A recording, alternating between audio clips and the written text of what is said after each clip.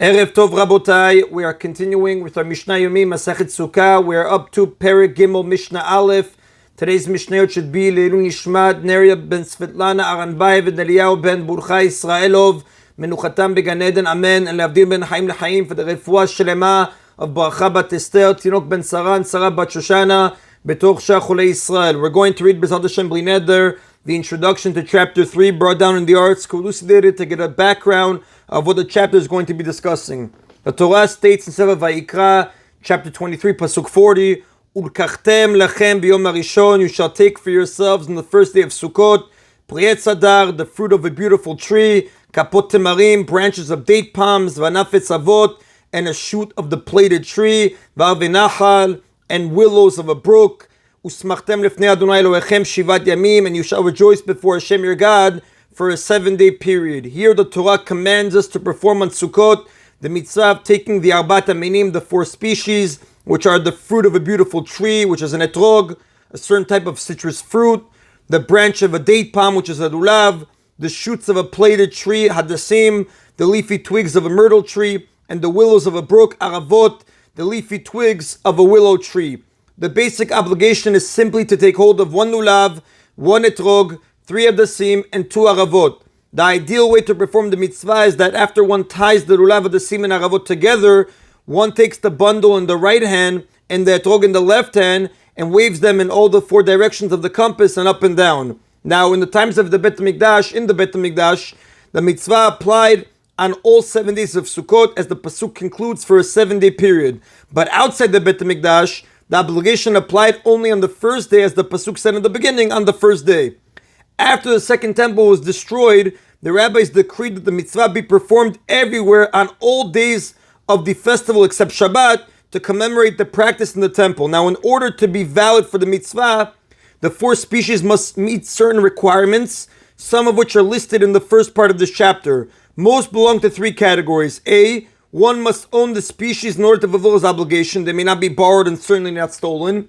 B, they must be whole, undamaged, and of a certain size. And C, each must possess its unique halachic standard of beauty, hadar. Now, some of these requirements apply only on the first day of Sukkot when the mitzvah is biblical. That's discussed in Shulchan Aruch or Chaim chapter 649, halacha 5. We begin now with Perek Gimel Mishnah Aleph. The Mishnah lists types of lulav that are invalid. Lulav hagazul vayavesh pasul. A stolen lulav or a dry one is invalid. Now, it is derived from the Torah that one cannot fulfill the mitzvah except with the lulav that one owns. A lulav that is borrowed or stolen is disqualified. There is a second reason why a stolen lulav may not be used. Using such a lulav is a mitzvah brought about through a transgression, mitzvah ba ba'avera, which is not a valid fulfillment of the mitzvah. Sometimes it is only the second reason that applies. If the owner of a stolen lulav despairs over ever getting it back, it becomes the property of the thief, who needs to only repay its monetary value. Now, the Gemara Baba Kama, page 66a, brings an opposing view. In that case, the first reason would be irrelevant, since the thief now owns the lulav. But the Rav says the second reason would still apply, because the mitzvah was made possible through the transgression of stealing. So we need both these reasons. Now, a dried lulav is not halachically considered to be beautiful. The Torah refers to the etrog as hadar, beautiful. And the other 3 species are compared to the etrog in this respect, as the Gemara says on page 31a in Masechet Sukkah. Therefore, the Rav says, if any of the 4 species lack beauty, it is invalid. Now, a lulav is defined as dry if most of its leaves or its spine have lost their green color and turned white due to lack of moisture, as Shulchan Aruch and Or Chaim, chapter 645, halacha 5. So like the Mishnah says, a stolen lulav or a dry one is invalid. Shela shira v'shenira nidachat pasul. A lulav of an asherah, a tree that was worshipped as an idol, or a subverted town, a town of idol worshippers, is invalid. Now, what does it mean, a town of idol worshippers, a subverted town? If most of the residents of a town in Eretz Yisrael become idol worshippers, it is judged to be a ir nidachat, a subverted town. The idol worshippers are put to death, and the property of the entire town is burned. An asherah tree and its produce must also be burned, as the Rambam writes in Hilchot Avodat Kochavim chapter 4. Therefore, in these 2 cases, the lulav of an asherah or a subverted town, it is invalid. Now, if a lulav must be burned, it is considered as though it had already been burned and reduced to ashes, and therefore it lacks the necessary length that is required for a valid lulav, and that's why the Rav explains that it is invalid. Niktam rosho nifritzu alav pasul. A lulav whose top was cut off. Now, a lulav whose tip is clipped is not beautiful. It's not hadar. Now, just to explain, a lulav has a thick green core called the spine that runs along its length. Long, thin leaves grow out of the sides and top of the spine, overlapping each other, as the diagram in Note 5 illustrates. The top of the lulav refers to the leaves that rise above the spine, whether they grow out of the top of the spine or its sides. If the tips of most of these leaves are cut off, the lulav is invalid.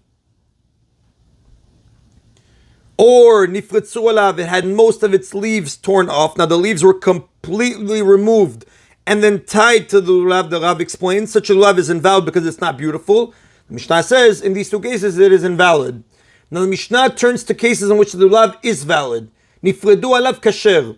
If its leaves are spread apart like the branches of a tree, but they are still attached to the lulav, it is valid. Now as a palm branch matures, its leaves spread apart like the branches of a tree and harden. It is nevertheless valid according to the Tanna Kama, provided that the ends of the spread leaves can be tied down so that the leaves lie against the spine. It is not necessary to actually tie them. The fact that they can be tied suffices. Rabbi Yehuda says, Yegidenu milmala. In order for such a lulav to be valid, one must bind the leaves together at the top of the lulav so that they lie against the spine. Rabbi Yehuda maintains that a lulav is not valid unless its leaves actually lie against the spine. If they do not lie against it naturally, they must be tied to it. Tzine hara barzel ksherot. Lulavs from the palms of the Iron Mountain. The Gemara on page 32b says the name of a place in Eretz Israel was called the Iron Mountain. So the lulavs from the palms of the Iron Mountain, whose leaves are short and sparse, are valid. Now the leaves of this type of lulav are relatively short, few in number, and far from one another. It is valid only if the tip of each leaf reaches the one above it, as Rashi explains on page 32a.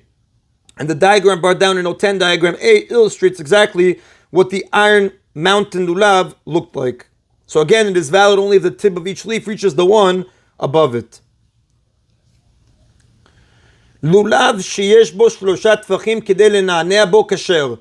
A lulav that has the length of 3 tfachim, which is the minimum length of the adasim and aravot that are bound together with it, plus another tefach above the adasim and aravot, with which to wave it, it is valid. Now, one is required to wave the lulav together with the other species when initially taking them to perform the mitzvah and in the course of reciting Hallel. Therefore, a lulav must be at least 4 tvachim long from its base to the top of its spine, as the Gemara says on page 32b, and Shulchan Aruch writes in chapter 650, Halacha 1. The adasim and aravot need to be only 3 tvachim long. This is illustrated in diagram B, brought down in note 12.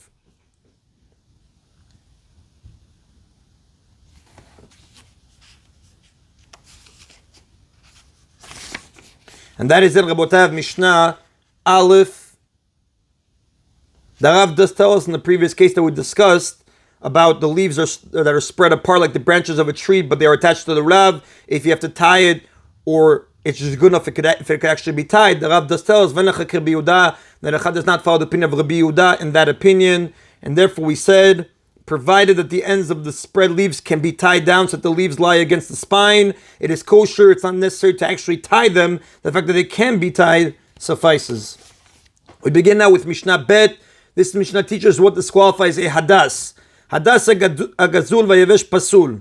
A stolen hadas or a dry one is invalid. Shel hashira v'shira nidachat pasul. A hadas of an ashira or a subverted city is invalid. Now we explained in the previous Mishnah why. Now, although these disqualifications were already stated in connection with the lulav, they are repeated with respect to the hadas, the arava, and the etrog. Since each of the species also has its own unique disqualifications, which do not apply to any of the others, the Tana deals with each species separately. Niktam rosho nifretzu alav o sheyu anavav merubot me'alav pasul. A hadas whose top was cut off. This refers to the top of the stem, not to the leaves, or had most of its leaves torn off, or has more berries than leaves, is invalid. Now, hadasim often sprout small, dark berries. A hadas with more berries than leaves is a speckled look that is not considered beautiful, as Rashi explains on page 11b. This disqualification applies only where the berries are black or red. If they are green, the hadas does have beauty because that is its natural color, as the Rav explains.